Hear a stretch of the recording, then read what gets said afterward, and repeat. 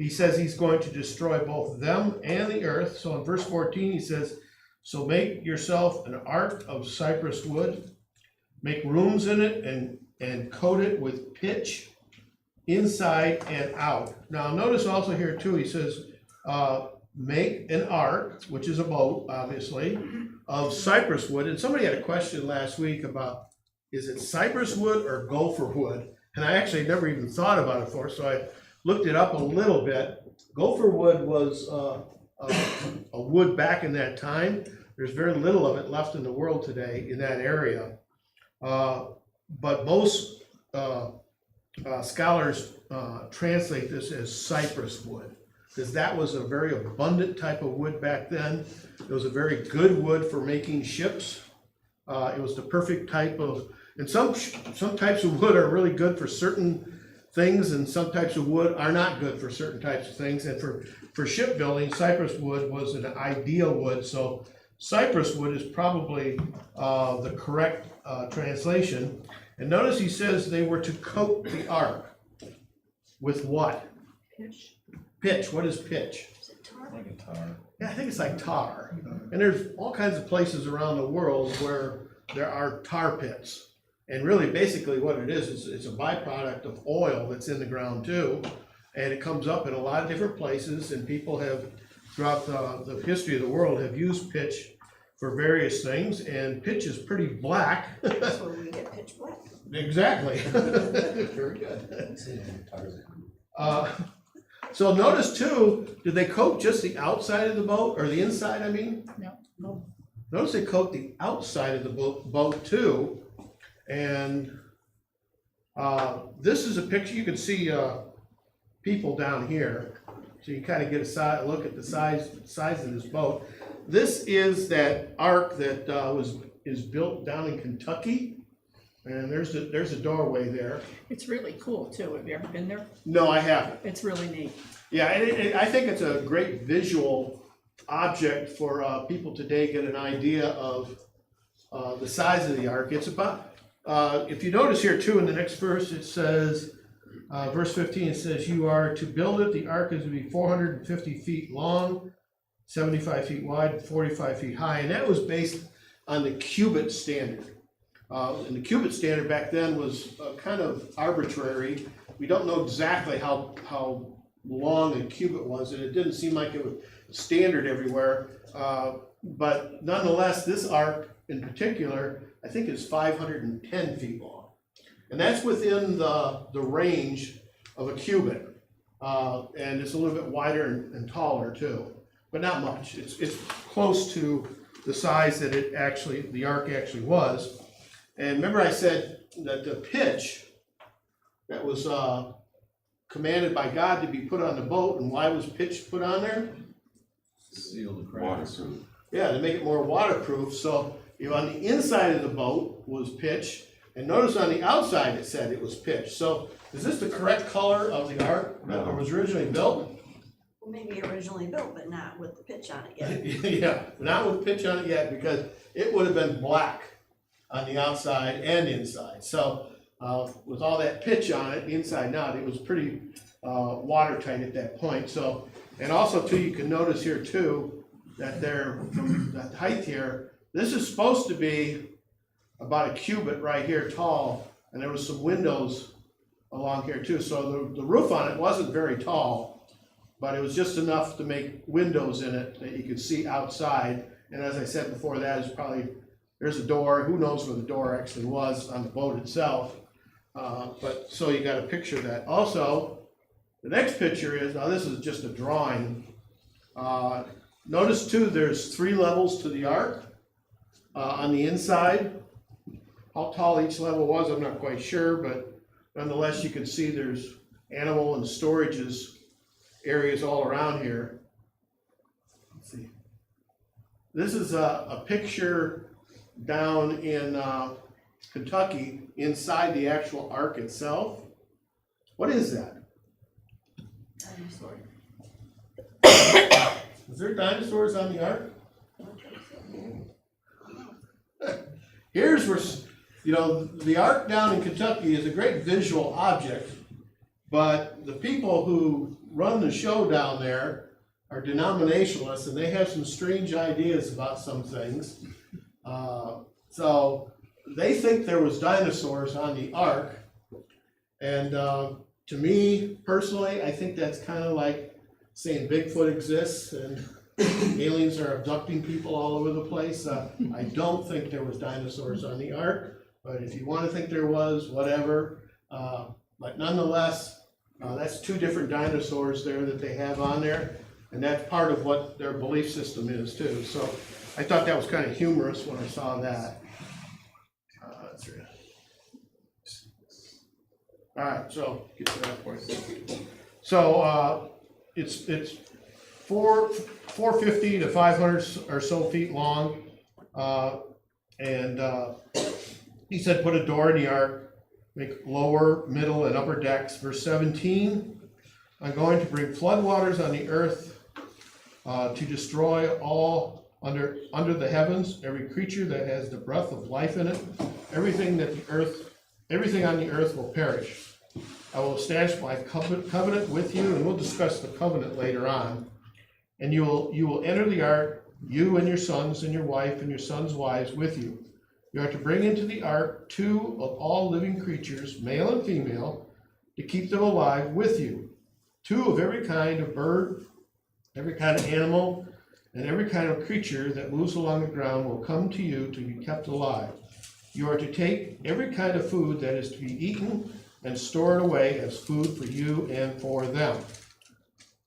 Verse 22, Noah did everything just as the Lord commanded him. So going back here, he says the whole earth, everything that lives and has the breath of life in it will perish. You will establish a covenant with Noah, which will come later on. We'll discuss it when we get to that chapter.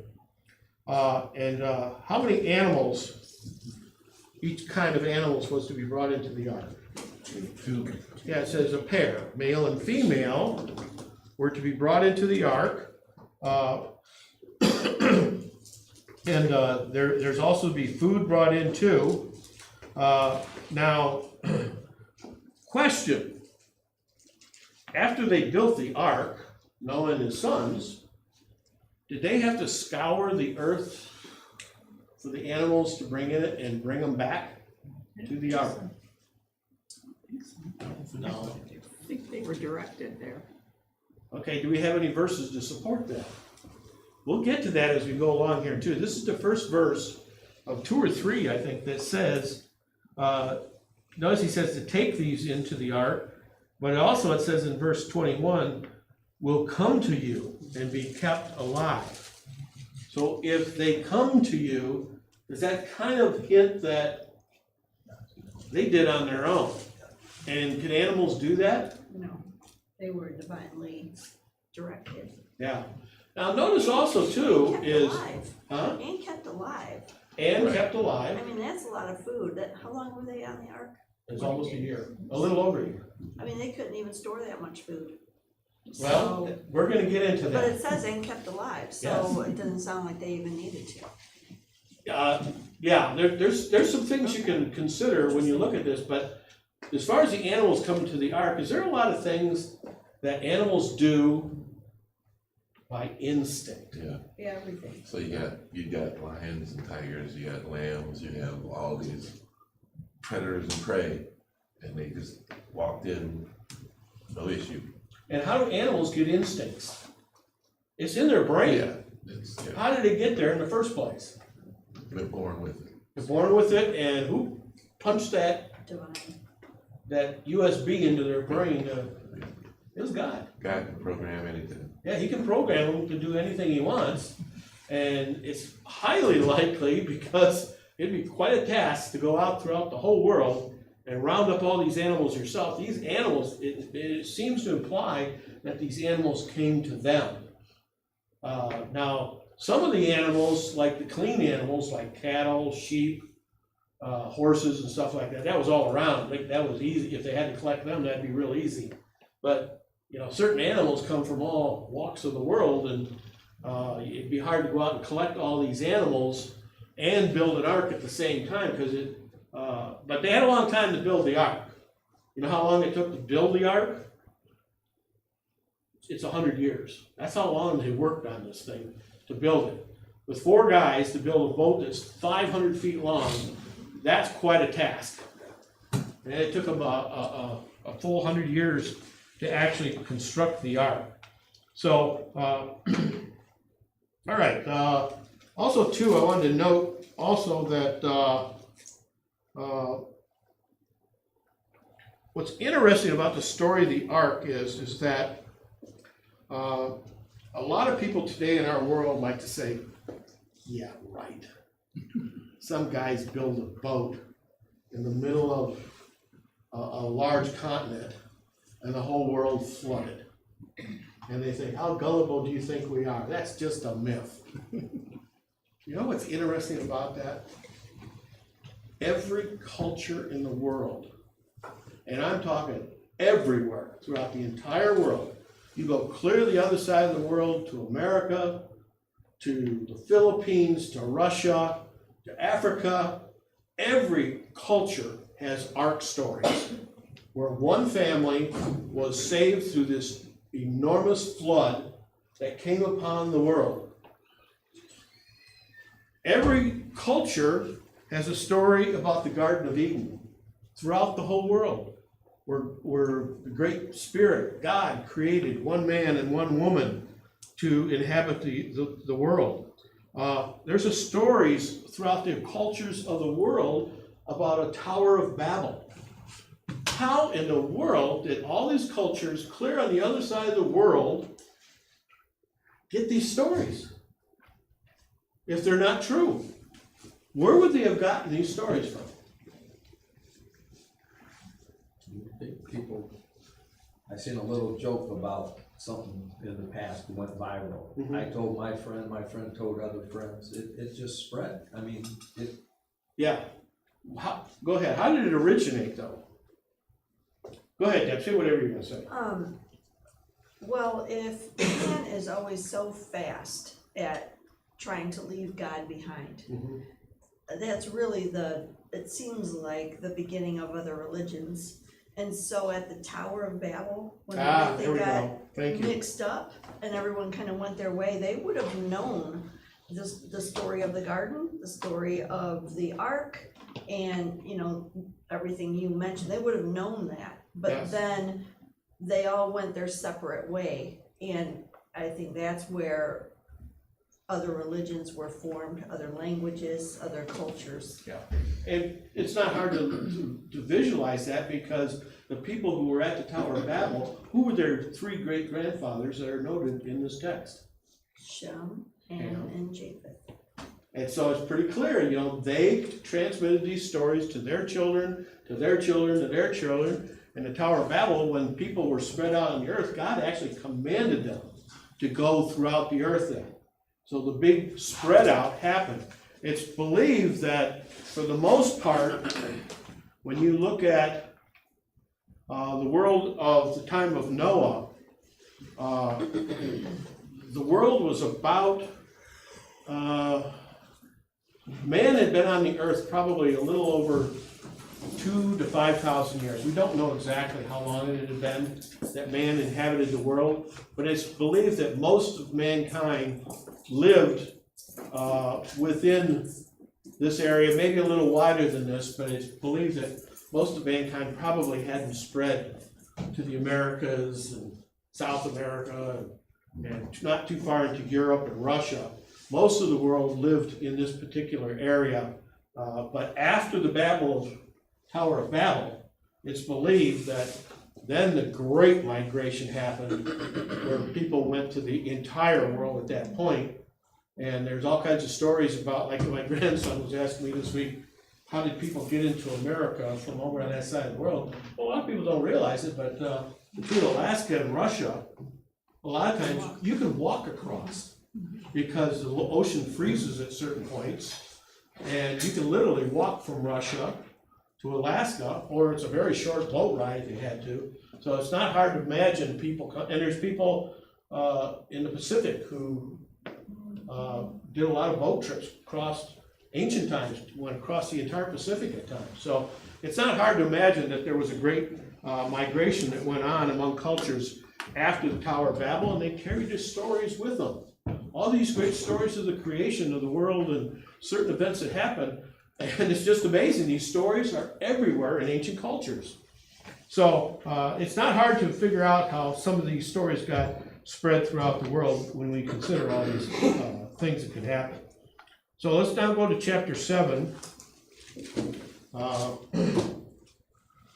Chapter 7 begins in verse 1. It says, "The Lord said to Noah, go into the ark, you and your whole family, because I have found you righteous in this generation.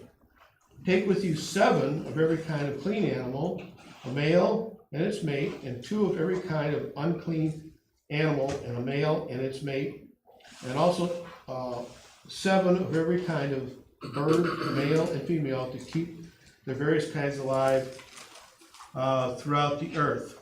Now, what's different about this section here that sounds a little contradictory? 7. Yeah, there's 7 pairs of what? Clean and unclean and dirt. Yeah, unclean, they brought in what? How many? 7. No, 2. 2 of 7. And the 2 clean, of 7. yeah, 7 pairs, correct, so 14. yes. So what's interesting about this too is this happens at least twice, maybe 3 times in this next chapter, where you can tell there's kind of like a break in the discussion about the story here. And this happened even in earlier chapters in Genesis 2 about the creation of the world, where it seems like the story stops and then it restarts again, bringing in new and additional facts that weren't relayed into the first section. And that's very common throughout scriptures. That's why we have 4 gospels, spoken from 4 different perspectives, so people can get a greater understanding of what Jesus did, and that's common throughout the Bible.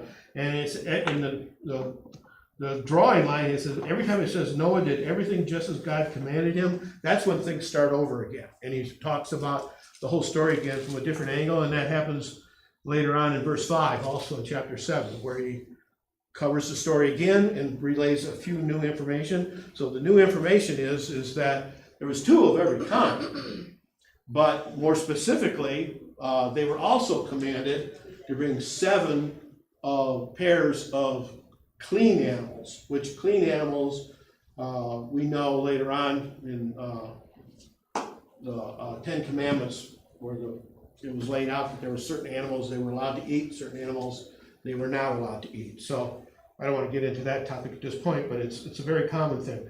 So they were brought into the ark also, these different pairs of animals.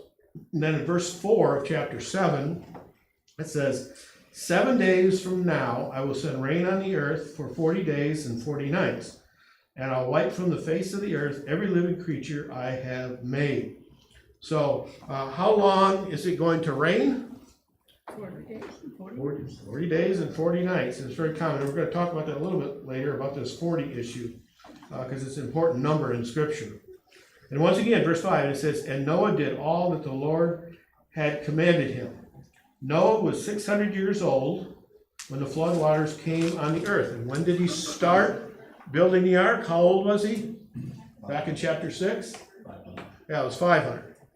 Now, at one point he says, man will not endure on the earth more than 120 days. I think that's the point when God started the clock. For 20 years, God didn't do anything as far as the subject of Noah is concerned, but Noah was commanded of that 120-year span that the earth was left to be existed in its present form. Noah began on that 20th year, and that's when he started building it on his 500th year, and he finished it when he was 600 years old, which would make his children at least how old? Probably 500 or so, more than 500 years old, you'd think. Well, he had children, Shem, Ham, and Japheth. We don't know for sure, but they're at least 100 years I'll old. say at least a couple 100 years. Probably. Yeah. Yeah, we don't know for sure. So, and they had wives too. So, verse 7, Noah and his sons and his wives' sons entered the ark to escape the waters of the flood. Pairs of clean and unclean animals, of birds and all the creatures that move along the ground, male and female, came to Noah and entered the ark as God had commanded Noah. And after 7 days, the flood waters came on the earth.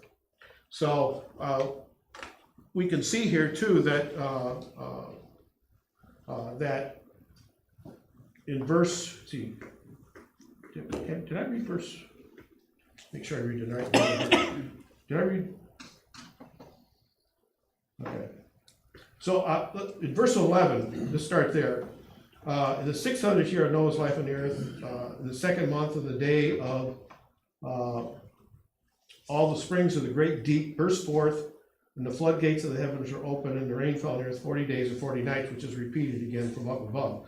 Now, notice he also says, other than rain, 40 days and 40 nights, what other water is injected into the earth's system to create this enormous flood?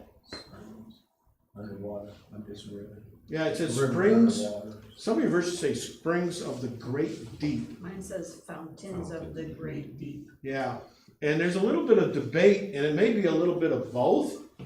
Typically, when you think of water, when you see somebody discuss the great deep, what would you think of? Ocean. Yeah, you might think of the ocean, but it also says springs. So when you think of springs, you think of, Lakes, ponds. yeah, lakes, ponds, or even groundwater. Because there's an enormous amount of water under the ground too. That's why we get a lot of our waters from some communities from the water table. There's speculation as far as how God actually flooded the earth, because he did more than just rain on the earth. And some people say, well, there's not enough water to flood the whole earth. That's so incorrect. If you released all the water in all the ice areas, it's an enormous amount of water. There doesn't have to be, because God can do whatever he wants. He's feeding these animals for a year. Like, I'm still stuck on that. You know, they're getting on this ship, and they are able to live just through like the toxic air and the lack of space for food. He took care of all that. Yeah. So we don't have to wrap our mind around how much water there actually could have been. There was enough.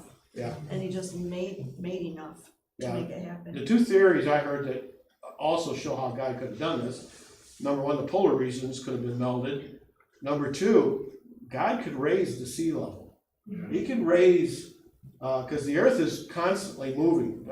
Tectonic plates are constantly moving. He could adjust those plates to lift it up, and if he lifts up the tectonic plates under the ocean, where's that water going to go?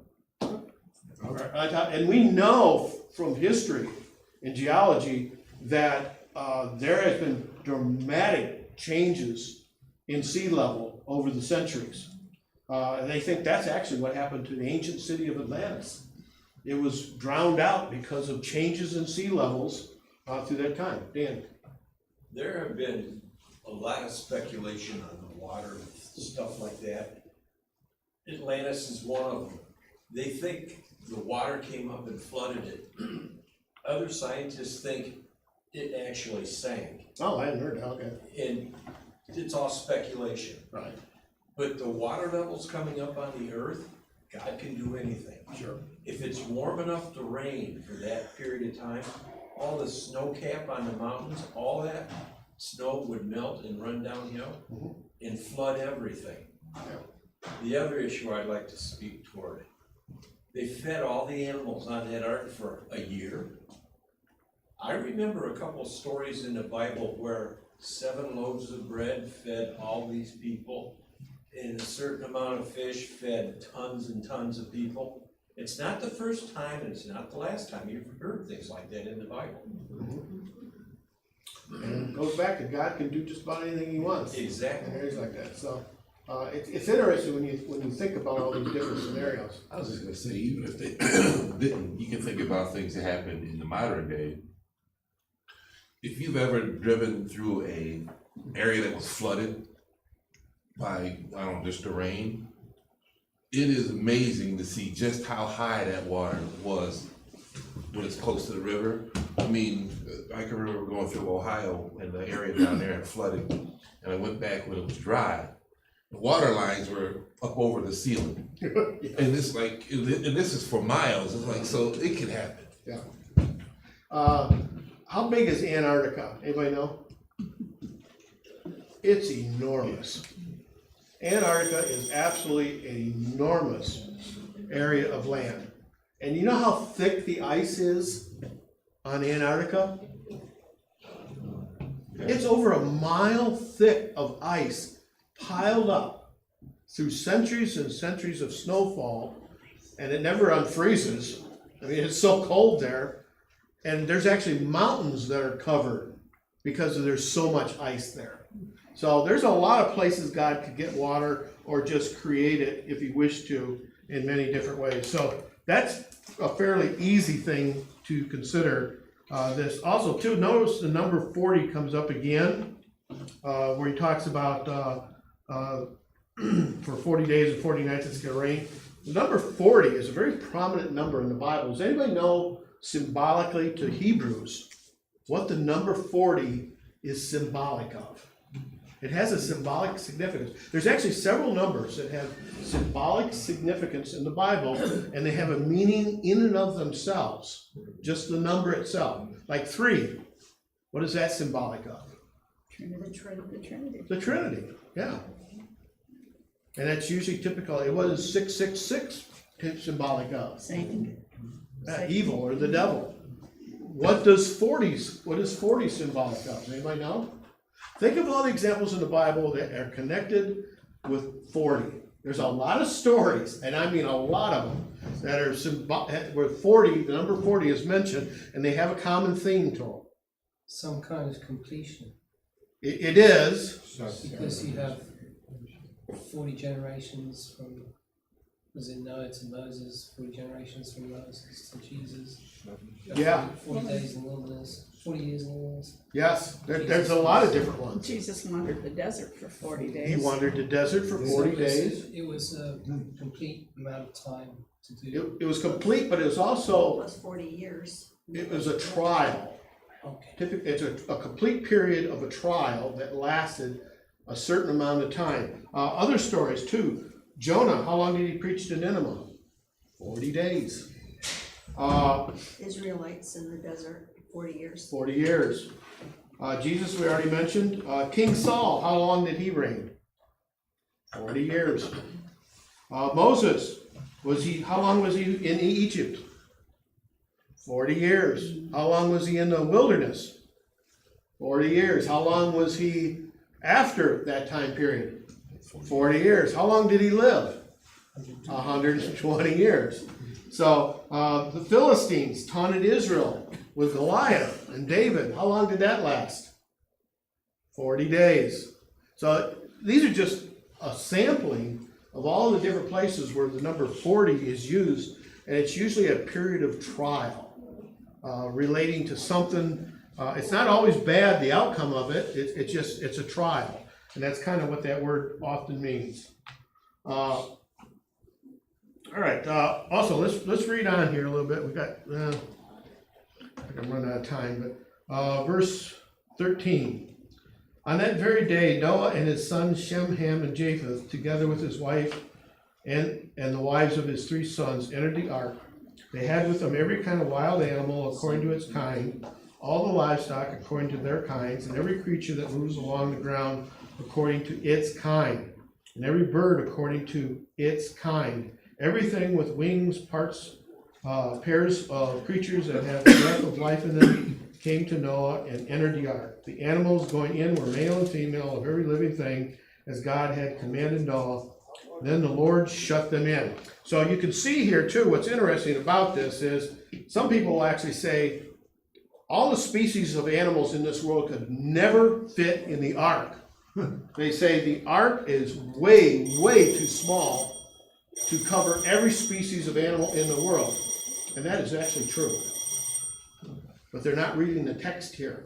Does it say every species of animal went into the ark? What does it say? Every kind. Kind. That is a different word, and it's a general category. Now, did God tell Noah to bring in every species of dog, horse, cattle? How many did he have to bring in?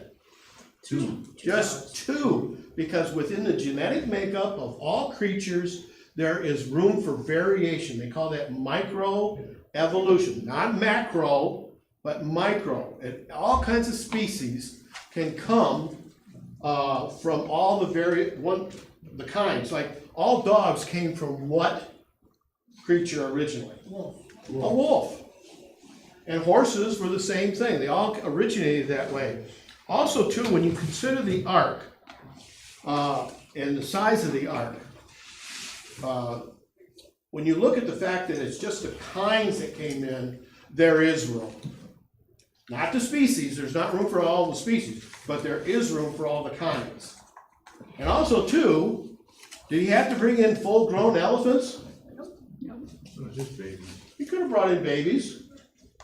Also too, a lot of animals for food, this may answer a question, Don't eat every day.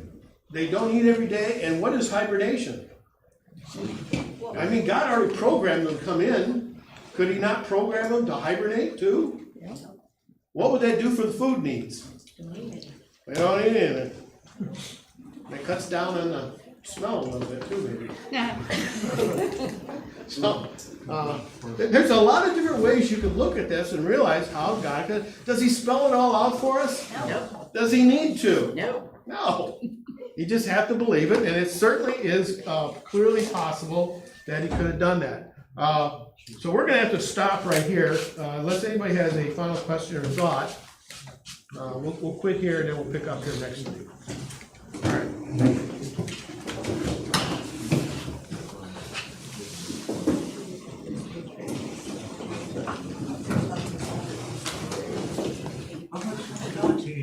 Yeah, well,